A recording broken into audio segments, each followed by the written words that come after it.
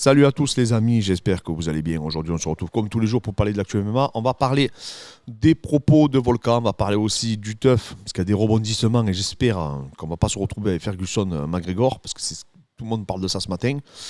Donc voilà, et Chandler a réagi d'ailleurs. Donc on va parler un petit peu de ça et après je vous ferai une petite introduction aussi sur la vision américaine, parce que je suis en train de vous tourner une vidéo entre la vision américaine et la vision française. Tout d'abord, les amis, pensez à vous abonner, pensez à nous mettre en commentaire s'il y a des sujets en particulier que vous voulez qu'on aborde, on le fera avec grand plaisir.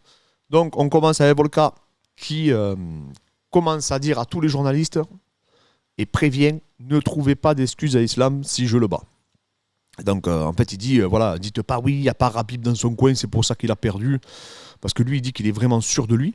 Donc du coup il dit que vraiment pour lui, il dit que ça va se voir très rapidement qu'Islam en quelque sorte va être impuissant contre lui. Et là, il est content d'être outsider, il est content du coup de ne pas être favori, parce qu'habituellement quand même, à chaque fois on le place quand même un peu sur un piédestal, hein, depuis ses victoires contre Max Holloway, même s'il y a eu une victoire, même les deux victoires pour moi qui étaient extrêmement serrées.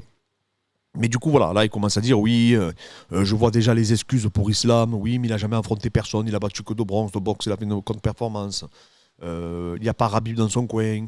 Enfin voilà, il dit commencez pas à sortir des excuses si je le bats, si on lève ma main à la fin, il faudra pas dire que j'ai pas affronté un grand champion, il faudra pas dire que le mec est pas fort, parce que vous êtes tous là à dire oui, et je pourrais pas contrer sa lutte d'Agestanaise, etc. Il dit non seulement je vais la contrer, mais en plus de ça, je vais lui montrer de quel bois je me chauffe. Et donc, c'est vrai que Volkan, je le trouve très confiant. Alors moi, je regarde beaucoup ses entraînements, hein. Vous savez qu'il s'entraîne avec Greg Jones, donc c'est très intéressant. Et là où je suis d'accord avec lui, c'est qu'il ne faudra rien enlever à Volkan s'il gagne, mais il faudra aussi rien enlever à Islam, parce que je vois les gens venir aussi. Hein, Islam peut dire exactement la même chose. Les gens lui disent oui, mais t'affrontes 66 kilos, il est tout petit. Même lui, il en rigole. Hein. Il dit qu'il lui faut une chaise pour lui mettre un coup de genou et tout. Il le taquine quoi, sur sa taille.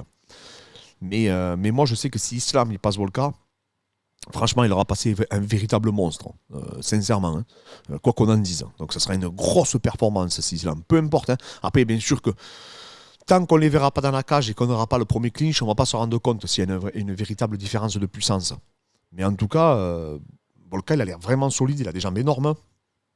Donc, j'ai hâte de voir. Moi, c'est un combat qui ne me hype pas mort. Hein. Je vous dis franchement, je suis sur-hypé par ce match, sincèrement. Donc dites-moi en commentaire si vous aussi, mais j'ai vu qu'il y a pas mal de gens qui ont réagi. Et je continue à dire que l'UFC ne le met pas assez en avant, selon moi.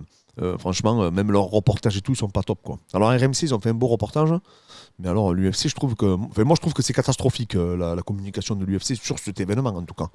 Par rapport à ce qu'ils auraient pu faire, du coup. Parce que je rappelle quand même, les gars, que c'est la place du numéro 1, toute catégorie confondue, qui est en jeu, là. Je ne sais pas si vous vous rendez compte, donc je ne comprends pas qu'il n'y ait pas d'engouement. Je peux le comprendre dans un sens, parce que effectivement, Volkan et Islam ne sont pas des vendeurs, ça c'est clair et net. Mais quand même, attends, si en plus tu les aides pas, déjà que les deux sont assez tristes, si en plus tu leur donnes pas de la force, alors vous allez me dire oui, il faut un peu la communication habituelle. Moi je trouve pas, je sais pas vous, mais en tout cas, moi je n'ai pas le sentiment qu'ils soient respectés plus que ça. Donc voilà, et aussi il va être porté par son public, hein, Volkan. Hein. Donc on prépare l'analyse, là, on va vous sortir une analyse. Mais non, moi j'ai envie de voir ce match. J'ai envie de voir ce match. Et comme je dis, il ne faudra rien enlever, que ce soit à Volkan ou que ce soit du coup à Islam. Et lui, il a vraiment insisté aussi sur le fait que Khabib ne soit pas là. Donc il a dit, ne commencez pas à dire, oui, il n'y a pas Khabib, c'est pour ça que... Et surtout qu'Islam a dit que c'est pas la première fois qu'il n'a pas Khabib dans son coin. Donc voilà, en gros, il dit que ça ne le gênera pas, quoi. Que Khabib lui a donné les plans, le cheminement à suivre, et que voilà, il va s'y tenir. Et puis on sait ce qu'il doit faire Islam, hein, plus ou moins, hein, même s'il a quand même plusieurs cordes à son arc. Même si je pense que debout il peut donner une belle opposition, moi je serais lui, je ne resterais pas debout. Parce que Volkan quand même il est compliqué, il bouge beaucoup et tout. Mais voilà, après ça c'est de la théorie, parce qu'après peut-être que quand on va les voir vraiment face à face physiquement, dans la cage on risque d'être surpris et effectivement on va se dire ah ouais non mais il y a vraiment trop de différences physiques. Ensuite, là, j'ai vu ce matin Chandler qui réagissait parce qu'il y a eu un tweet qui est sorti entre Tony Ferguson et McGregor pour le teuf. Je vous en ai parlé hier. Normalement, c'était Chandler. Enfin, en tout cas, tous les médias disent que ça devrait être Chandler. Chandler, j'ai l'impression qu'il croit vraiment que ça va être lui. Mais de notre côté, je suis en train de m'apercevoir que Ferguson, il pousse aussi également, quoi. Et du coup, j'espère que l'UFC ne vont pas faire ça pour relancer Conor, nous mettre Ferguson, quoi. Parce que Ferguson, je rappelle... il est plus l'homme de ce qu'il était. Hein. Je dis pas qu'il reste pas dangereux, mais quand même, les gars, moi, face à moi, ça m'hype plus, quoi. Ça m'hype plus du tout. Quand j'ai vu le combat de Diaz de Ferguson, j'étais triste. Sincèrement, c'est pas la terreur qu'on a connue, quoi. Comment, c'est incroyable. C'est incroyable. Hein. Du combattant qu'il a été, aussi terrifiant qu'il soit passé au niveau qu'il a aujourd'hui, quoi. Bon, après l'âge, il fait aussi, hein, les guerres, répétitions, un jour ou l'autre, tout s'arrête. On le voit avec Frankie Edgar, par exemple. Mais non, c'est triste. Et j'espère du coup que donc Chandler a poussé un coup de gueule en disant de toute manière, non, les amis, moi je veux être le coach. Il n'y a que moi qui peux être le coach. Et c'est vrai qu'effectivement, c'est lui. Là, je pense que la décision la plus logique, sportivement parlant et tout, c'est lui.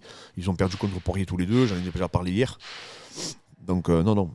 C'est quelque chose que je ne vois pas comment on pourrait mettre Ferguson. Après, peut-être que Conor, il veut un combat de rentrée. Il a peut-être marre de faire des guerres. Il veut faire un combat de rentrée pour après, derrière, essayer de reperformer. C'est compréhensible, hein. Moi je suis pas à sa place, hein. Mais moi en tout cas je pense que Ferguson-Conor ça vendra pas beaucoup. Enfin, ça vendra quand même parce que c'est Conor, mais vous avez compris quoi.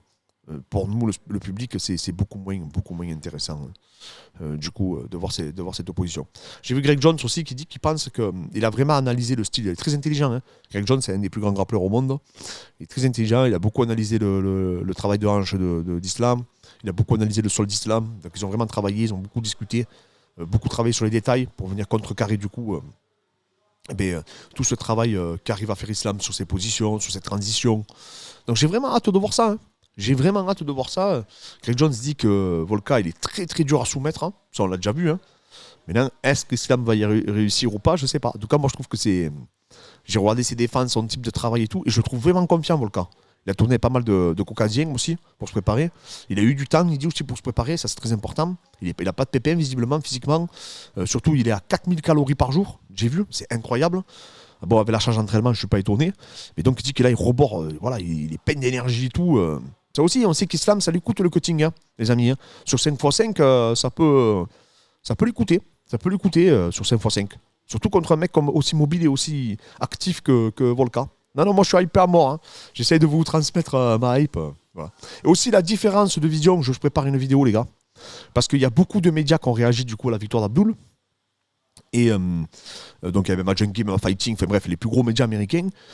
Et ils ont une vision totalement opposée de la nôtre sur le MMA. C'est assez surprenant, assez bluffant, mais assez logique en même temps. Et du coup je vous prépare une vidéo, je vais vous le tourner. Parce que c'est vraiment... ils n'ont pas du tout la même analyse sur Abdul que nous. C'est-à-dire que nous, on va dire, il y a beaucoup de mecs qui vont dire ouais, il faut du striking et tout, mais eux ils disent pas ça. Eux ils disent qui aujourd'hui va être capable de contrecarrer la lutte d'Abdul. C'est plus ça leur question. Parce qu'en fait, ils analysent beaucoup la lutte d'Abdul avec les transitions et tout. Et d'ailleurs, du coup, ça m'a donné une idée de vidéo. Et je vais en discuter avec vous. Je vais vous montrer des exemples où il y a des entraîneurs du coup de lutte qui ont analysé un peu sa façon de lutter. Parce que ce que les gens ne savent pas, c'est que Abdul, je vous spoil un peu la vidéo, il a amené au sol Sidney Weller, qui était un All-American en lutte. Et il l'a amené très facilement sur un single leg. Et la personne aussi qui a amené Sidney Weller, donc ils sont deux à l'avoir amené au sol, c'est Khamzat Chimaev aussi. Donc en fait, c'est pour ça que les gens parlent de ça en fait, du niveau en lutte d'Abdul. Donc voilà. Alors, All-American, les All-American, c'est des mecs comme Covington, c'est des mecs comme Chandler, c'est des tueurs en lutte. Hein. C'est très très dur d'être All-American. Et donc du coup, Sidney Weller apparemment c'était un très très bon lutteur. D'ailleurs, quand il avait attaqué Abdul, il avait dit tu m'amèneras pas au sol, moi j'ai fait de la lutte toute ma vie, tout et tout. Et Abdul l'a amené sur le premier single leg.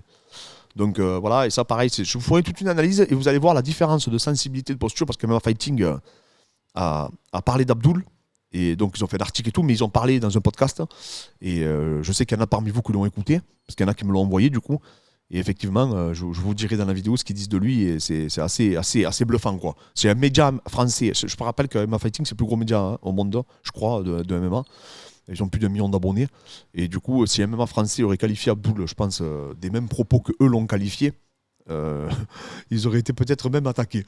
Donc là, les mecs, ils l'ont qualifié, et les Américains, ils le soutiennent. Donc j'espère que... Non, ça fait plaisir. Ça fait plaisir. J'ai envoyé d'ailleurs le lien. Et non, c'est très intéressant. C'est très intéressant de voir la différence de sensibilité entre nos deux nations sur ce sport. Et c'est tout à fait logique, mais j'y reviendrai dans cette vidéo. Les amis, pensez à vous abonner, pensez à nous mettre en commentaire, s'il y a des sujets en particulier que vous voulez qu'on aborde. Je rigole parce qu'il y en a un qui m'a dit il y a le Moscato Show, il y a le Marcou Show.